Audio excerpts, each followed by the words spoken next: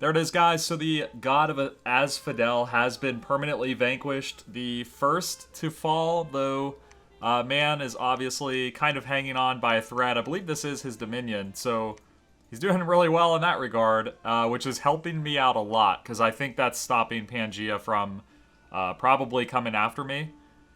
So that's good for me. Appreciate it, man. Holding the line, so to speak. I have gone through all of my mages and everything and set up how I'm going to conduct my attack. So I'm looking at... oh, hold on. Move this. There we go. So Conjuration's going to hit level 4 this turn. That gives us the Light of the Northern Star. And then I'm going to get Alteration 4 for the Wind Guide on our god. So here's what I'm looking at. This turn, I'm going to patrol this province and hope... I assume that... that Pangaea has harpies all over my territory, much like I have scouts all over his territory, in almost every single province that he has. So I'm going to go ahead and try to patrol this province and see if I can spot the harpies, assuming they are in fact there. And then in the same turn, I'm moving my primary army, which is like 100-some guys, into the Deadland. I'm going to patrol that province, see if I can locate a harpy there.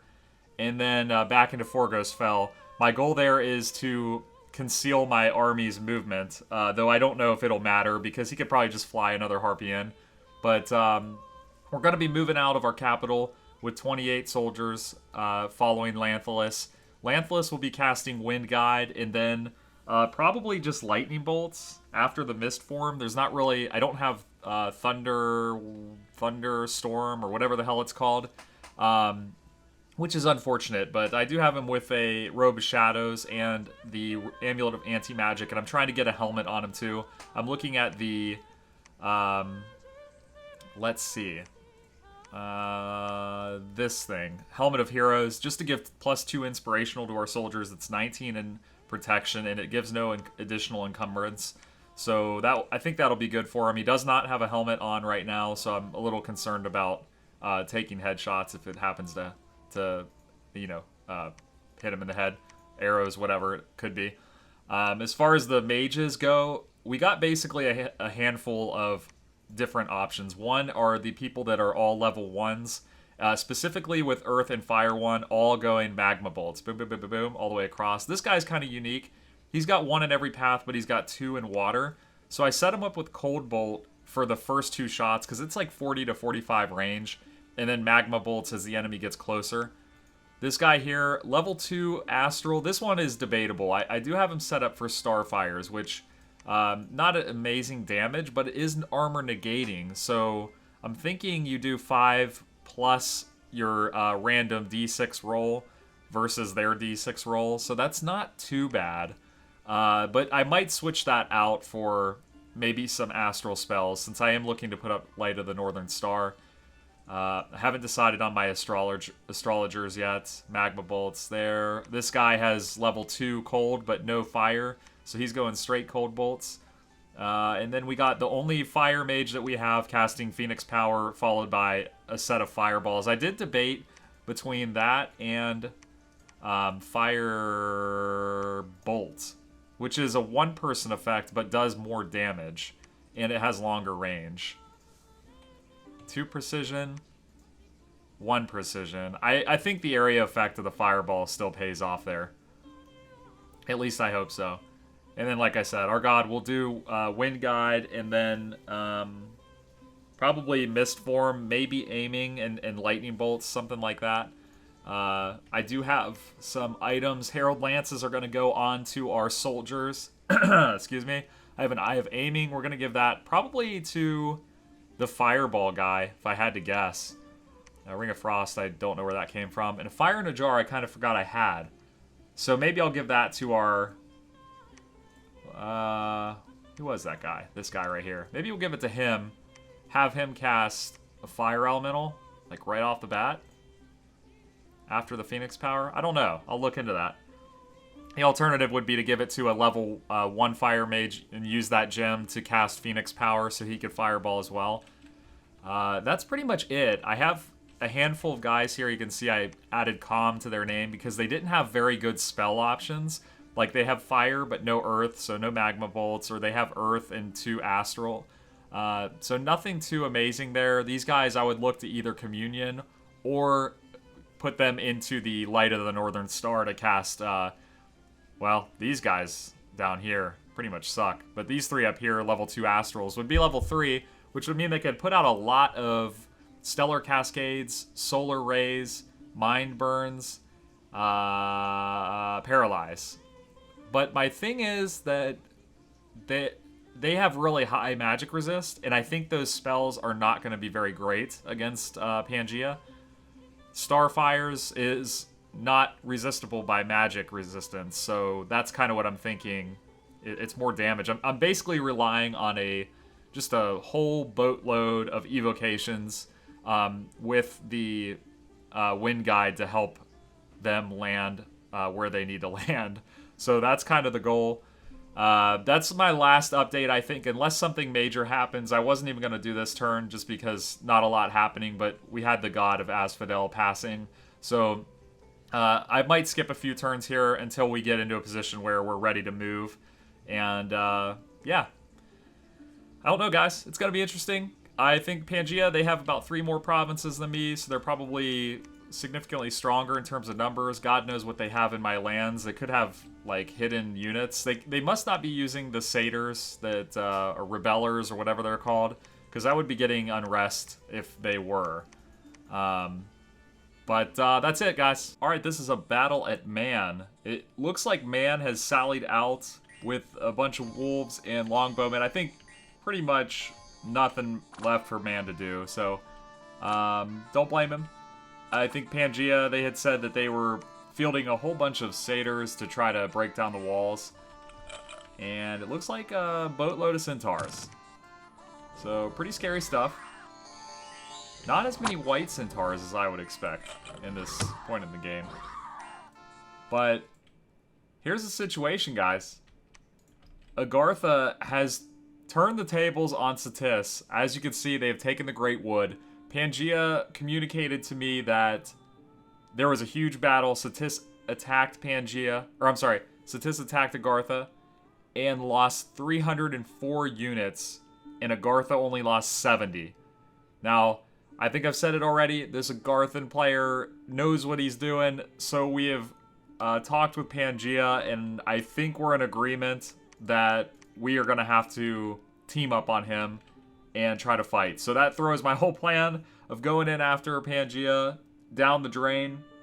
I'm now going to have to turn around and go back to Arcoscephale and look to go north.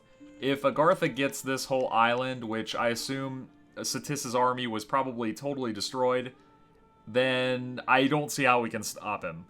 He's got a freaking strong force. He's already got a few forts up. He'd have this whole island. Satis has 2 forts up here in the north, and I'm pretty certain 1 here in Greybeard, and that probably leaves his capital in this region somewhere. So, I don't know what to do against these guys. They got sentinels that have like 40 hit points, slash and pierce resistant, magic units, sacred. It's pretty scary. I'm thinking, well, first off, my Herald Lances are going to be worthless. But I'm thinking I can fly this. I got a pair of, whatchamacallit, winged shoes. I'm going to fly this Death Mage back to the capital. I'm going to start summoning some Banes. And then I'm going to look to create some Elf Bane swords. Like you can see right here, this guy's doing. And Elf Bane is not an amazing weapon against normal units, but if it hits a magic unit, it does 999 damage. So it basically kills anything that is a magic being outright. It does get a magic resistance negates, and I think they're a level 12 magic resist, but I still think that's probably our best chance as far as melee goes. I'm just trying to use all my gems as much as I can, even if it's not necessarily the greatest thing. I just want to make sure I'm spending them, unlike in my AI games where I have like hundreds of them sitting around doing nothing. So that's my thinking. The god will come in, he'll cast Wind Guide. I did test out a little battle against these sentinel things, and it didn't seem like my mages were targeting them at all, though.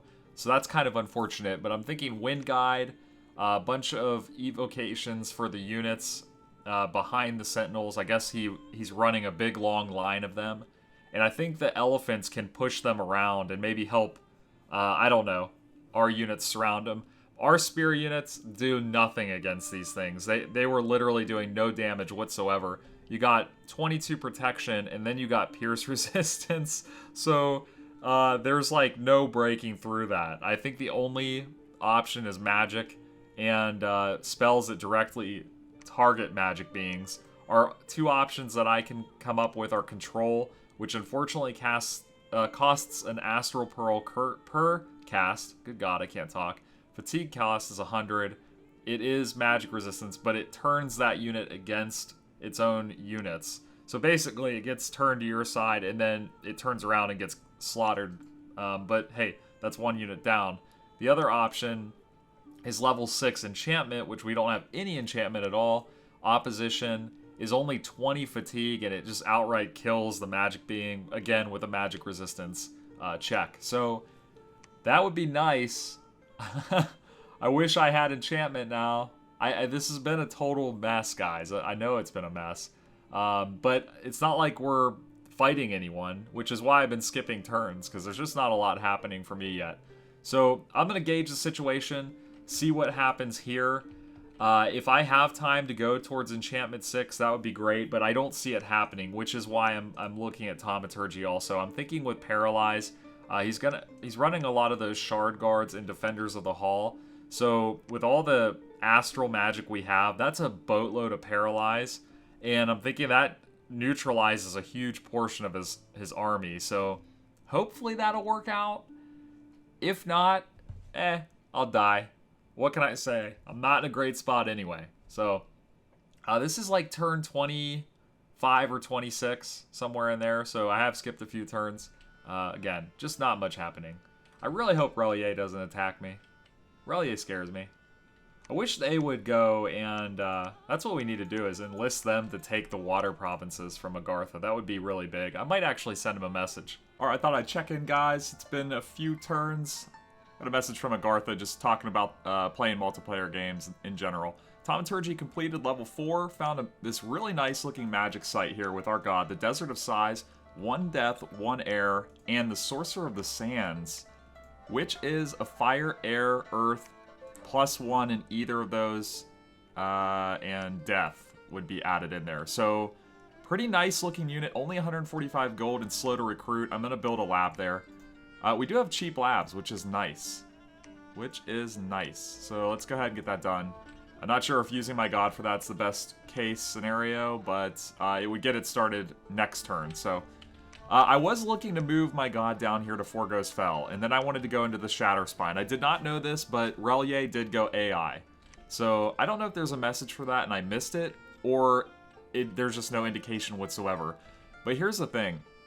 I'm a little afraid to even attack them, because to me, if I attack the AI, they're just gonna go nuts, like full bore attacking me like crazy with stacks of units, like the AI likes to do. So I'm a little worried about fighting them. I had actually seen that these provinces were completely empty of units. Now they have organized defenses.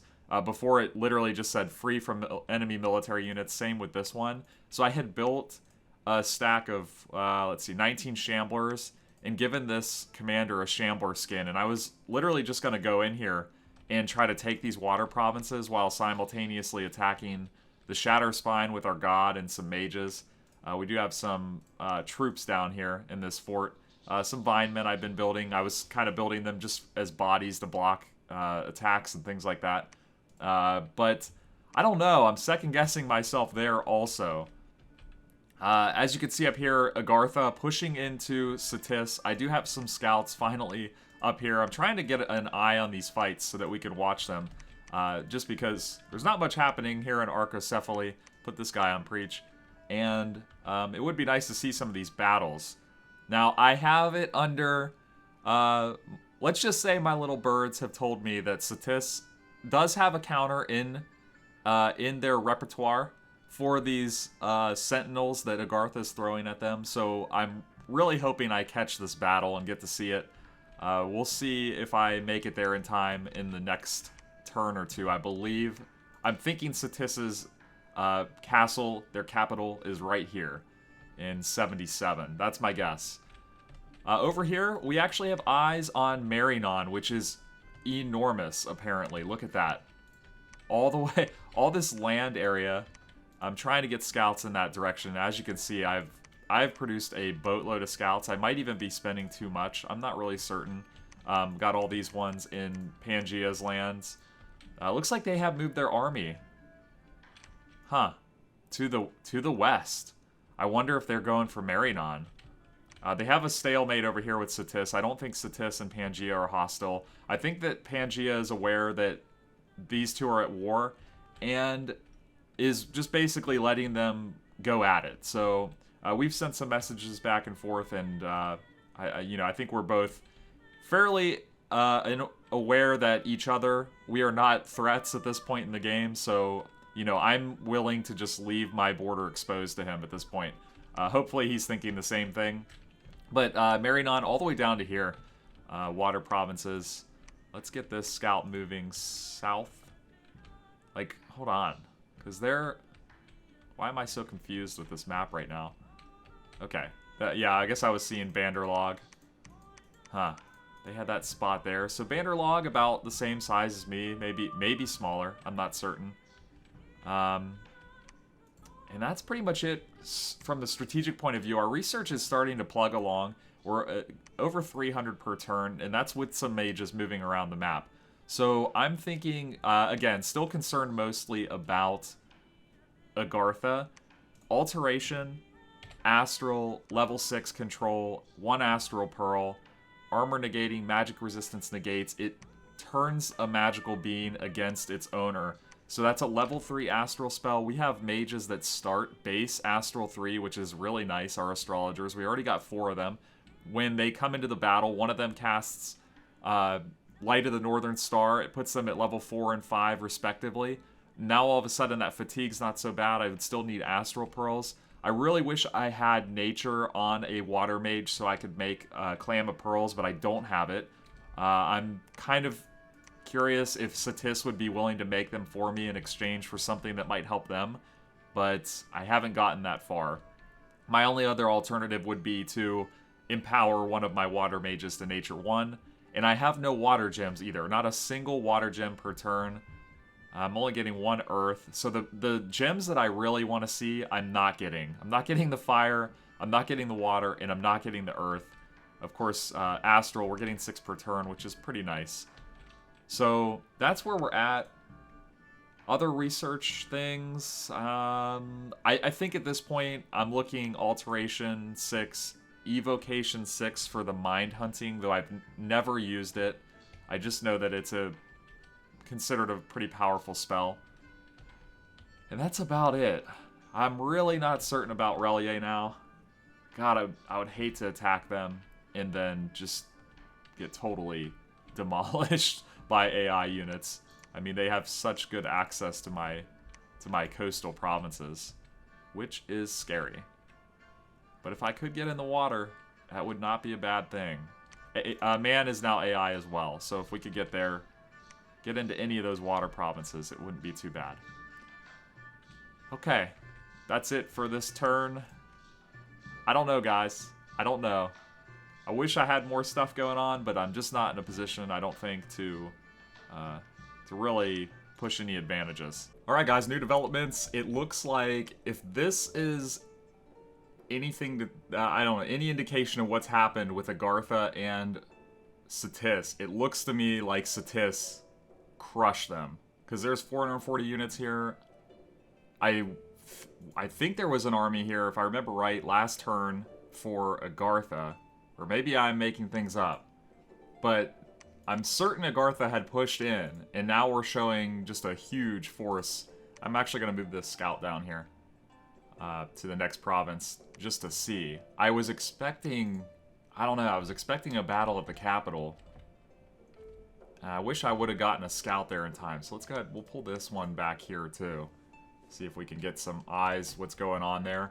I would like to still get my Great Wood back in Deerhome. I don't think it's going to happen if Satis is going to push really hard into their provinces. So, again, just stumbling and bumbling through this.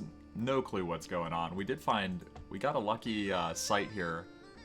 The Geyser, which is giving us 1 fire and 1 water, so that's really nice. Definitely some gems we could use there. I think we're at 2 fire and 1 water income. I really want to take these land provinces. I am just mortified of what Rl'yeh will do. I know they're at war with Abysia, because the person playing Abysia had told me that she was fighting him and apparently went AI during their battle. So I don't know if she just wrecked him and he gave up or what. I'm not really sure what happened there. But it looks like, at least down to here, let's see. So Rl'yeh could be here, here. Obviously not over here on the left. So that's really all the water they could have. Okay, so let's look at this. They would border me here and here. And that's it. So I think I ought to go for it and at least take their land provinces. I'm getting to the point where I have almost no income per turn to buy units. So as long as I hold these 2 provinces and then down here, I should be okay. And then maybe I can start fashioning together a naval force, so to speak, to get them protected and squeeze off their capital or something like that. But at this point, it looks like Satis is definitely winning against Agartha again, so it's back and forth. It's really interesting. I wish I could get a scout in there to see what's going on, but just 1 turn behind every time, it seems. Alright, that's it for turn, I think, 30. Again, I'm going to continue skipping turns until something interesting happens in our side of the world. You know, I was thinking that the longer this is prolonged, that I am not in battle, I think the better off I'm going to be. I really think our mages give us a lot of versatility as far as countering units. For example, with Satis, they're probably going to run Quagmire and Foul Vapors, if I had to guess.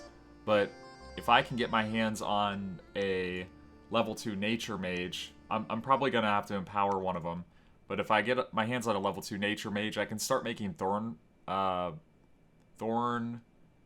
whatchamacallits? I can't think of the name. Thorn Maces? What the hell are they called? You know what I'm talking about. +1 to Nature Magic.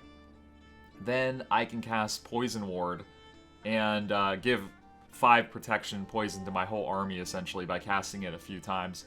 And, you know, Foul Vapors only does 5 poison damage per turn. So I think that would be a pretty significant counter. The Quagmire could be negated by Mass Flight, for example. So I'm just looking at late game counters to what I would expect these nations to throw at me at this point. Because I think the longer I drag it out, probably the better off I am, even though I have no land to continue to make troops and stuff like that.